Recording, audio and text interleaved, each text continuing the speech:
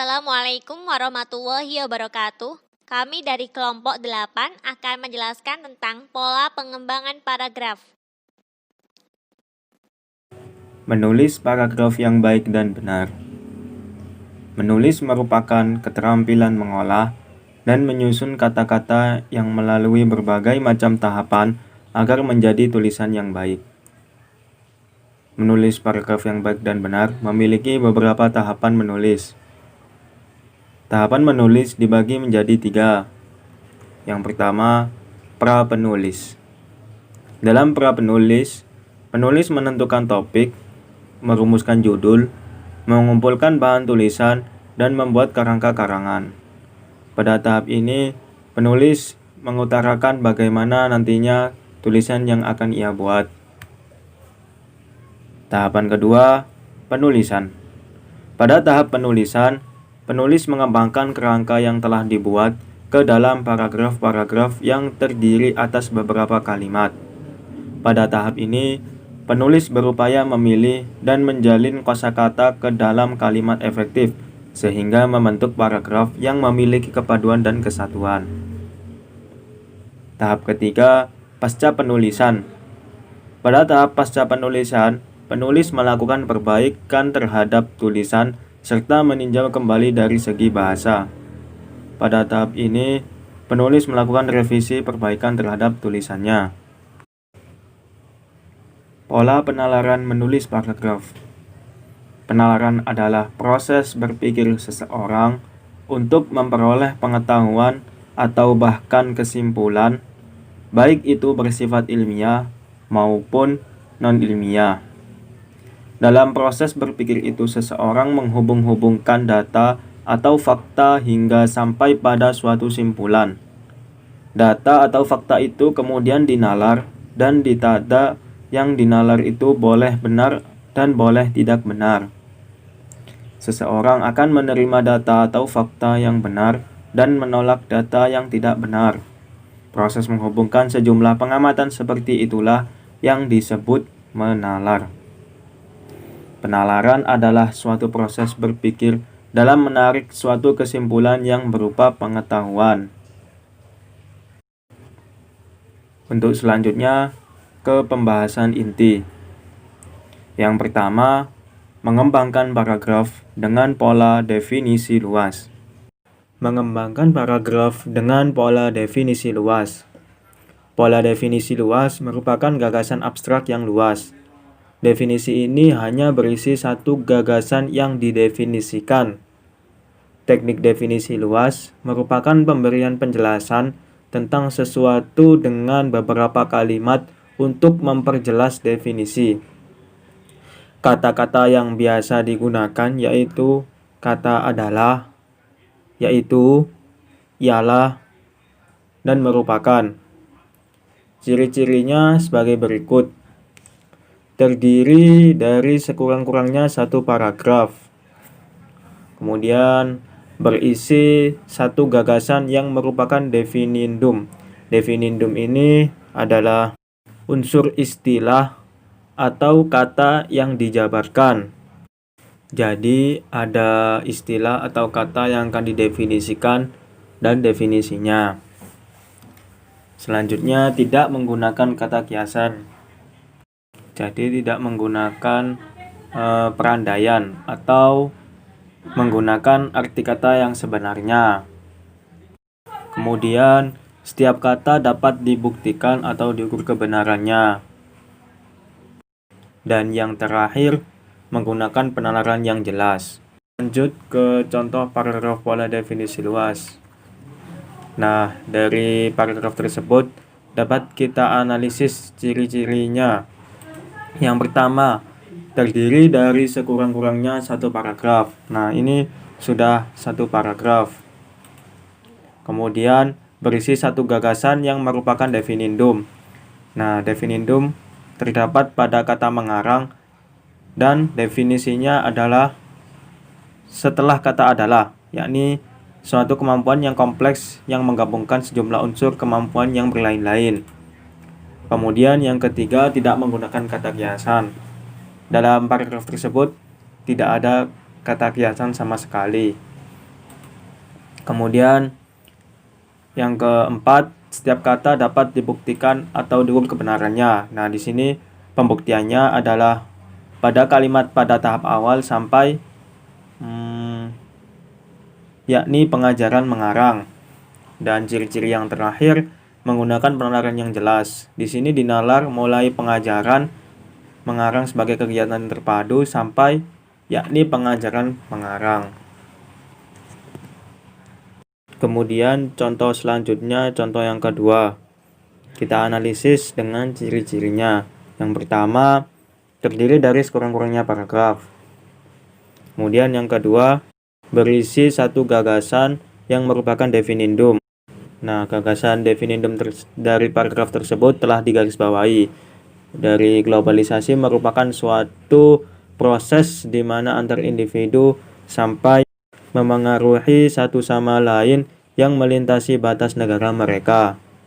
Yang ketiga, tidak menggunakan kata kiasan. Tidak terdapat dalam paragraf tersebut kata kiasan apapun. Kemudian yang keempat, setiap kata dapat dibuktikan atau diukur kebenarannya. Dalam analisis tersebut terdapat pada globalisasi memiliki arti keterkaitan sampai sehingga batas-batas antar negara menjadi semakin sempit. Kemudian analisis yang terakhir menggunakan penalaran yang jelas. Jadi penalarannya terdapat dalam banyak hal. Globalisasi mempunyai banyak karakteristik yang sama dengan internasionalisasi sehingga sampai dengan kalimat sebuah negara. Mengembangkan paragraf dengan pola klasifikasi. Paragraf klasifikasi adalah salah satu jenis paragraf yang topik utamanya dikembangkan dengan mengelompokkan ke dalam beberapa kelompok yang berdasarkan sifat atau ciri-ciri tertentu yang bertujuan untuk memberikan informasi yang jelas kepada pembaca. Ciri-cirinya sebagai berikut. Terdapat kata digolongkan, dibagi, dibedakan, dikelompokkan, diklasifikasikan, dan kata lain yang sejenis. Kata ini biasanya dijumpai pada awal atau dijadikan gagasan utama paragraf. Paragraf klasifikasi bersifat informatif dan berupa kalimat fakta. Jadi, paragraf klasifikasi mempunyai sifat informatif. Oleh karena itu, kalimat dalam paragraf klasifikasi adalah kalimat dalam bentuk fakta. Paragraf klasifikasi secara keseluruhan berisi penggolongan suatu hal berdasarkan acuan atau ciri-ciri tertentu. Contoh paragraf pola klasifikasi yaitu fi'il dalam bahasa Arab dibagi menjadi 3, yakni fi'il madi, masa lampau, fi'il mudhari, sekarang atau yang akan datang, dan fi'il amr, kata kerja perintah. Masing-masing kata kerja dari ketiganya memiliki bentuk dasar yang sama dan akan berubah mengikuti kaidah yang berlaku dalam bahasa Arab. Menurut jenisnya, demam dapat dibedakan menjadi demam kontinu, demam remiten, demam intermiten, dan juga demam bifasik. Jenis-jenis demam tersebut dikarenakan oleh penyakit atau infeksi yang menjangkiti anggota badan. Selanjutnya, kita akan belajar tentang mengembangkan paragraf dengan pola sebab akibat. Hubungan kalimat dalam sebuah paragraf dapat berupa hubungan sebab akibat atau akibat sebab. Sebab bertindak sebagai kalimat utama dan akibat sebagai kalimat penjelas dan begitu pun sebaliknya. Namun dalam sebuah teks, susunan sebab akibat lebih sering digunakan. Dan kata yang sering digunakan dalam menjelaskan sebab akibat atau bisa dikatakan sebagai ciri-cirinya yaitu terdapat kata padahal, akibatnya, oleh karena itu, dan karena. Hubungan sebab akibat berperan penting dan sering digunakan dalam sebuah uraian ilmiah, seperti makalah, skripsi, dan tesis. Selanjutnya, kita akan menganalisis sebuah teks. Andi suka membantu sesama tanpa pamrih. Dia juga selalu baik terhadap semua orang. Sikapnya yang sopan membuat dia mudah diterima di lingkungan mana saja. Tidak hanya itu, dia juga memiliki tutur kata yang lembut. Dapat kita pahami bahwa teks tersebut berpola sebab akibat. Mengapa? Karena Andi suka membantu sesama tanpa pamrih dan selalu baik terhadap semua orang.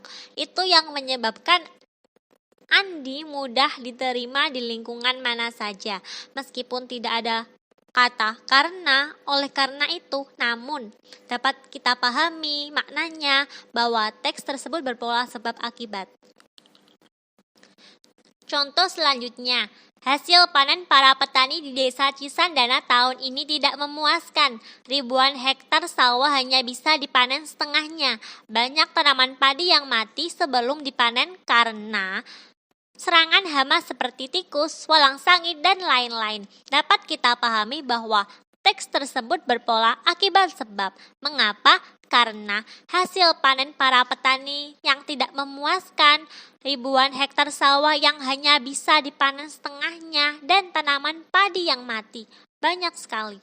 Itu menunjukkan adanya akibat. Disebabkan oleh apa? Disebabkan oleh serangan hama seperti tikus, walang sangit, dan lain-lain. Ada kata karena. Itu yang menunjukkan adanya sebab. Jadi, pada teks ini menunjukkan pola akibat sebab. Contoh selanjutnya, sejak krisis keuangan Asia pada akhir tahun 1990-an yang memiliki andil atas jatuhnya rezim Soeharto pada bulan Mei 1998, keuangan publik Indonesia telah mengalami transformasi besar. Krisis keuangan tersebut menyebabkan, kata menyebabkan itu menunjukkan pola sebab akibat. Setelah kata menyebabkan, terdapat kata kontraksi ekonomi yang sangat besar dan penurunan yang sejalan dalam pengeluaran publik. Tidak mengherankan utang dan subsidi meningkat secara drastis, sementara belanja pembangunan dikurangi secara tajam. Kata ini menunjukkan akibat. Pokoknya setelah kata menyebabkan itu adalah akibat. Disebabkan oleh apa? Karena sejak krisis keuangan Asia, adanya krisis keuangan Asia menyebabkan kontraksi ekonomi yang sangat besar. Dapat kita pahami bahwa paragraf ini adalah paragraf berpola sebab akibat. Contoh selanjutnya, Jalan Manggis akhir-akhir ini kembali macet. Hal ini karena di pinggir-pinggir jalan terdapat banyak pedagang kaki lima. Untuk mengatasinya, pemerintah akan merelokasi pedagang kaki lima ke area yang sudah dipersiapkan. Area ini berupa pasar jajanan yang letaknya strategis, tetapi tidak akan menimbulkan kemacetan. Dapat kita pahami bahwa paragraf tersebut berpola akibat sebab. Mengapa? Terdapat kata karena. Kata karena menunjukkan sebab. Jadi, di pinggir-pinggir jalan terdapat banyak pedagang kaki lima. Hal tersebut menyebabkan Jalan Manggis kembali macet. Jadi, tentunya kalian sudah tahu kan bahwa paragraf tersebut berpola akibat sebab. Sekian penjelasan dari saya, semoga bermanfaat. Dan saya akhiri, apabila ada salah-salah kata, saya mohon maaf. Sekian, wassalamualaikum warahmatullahi wabarakatuh. Allahumma sholli ala Sayyidina Muhammad.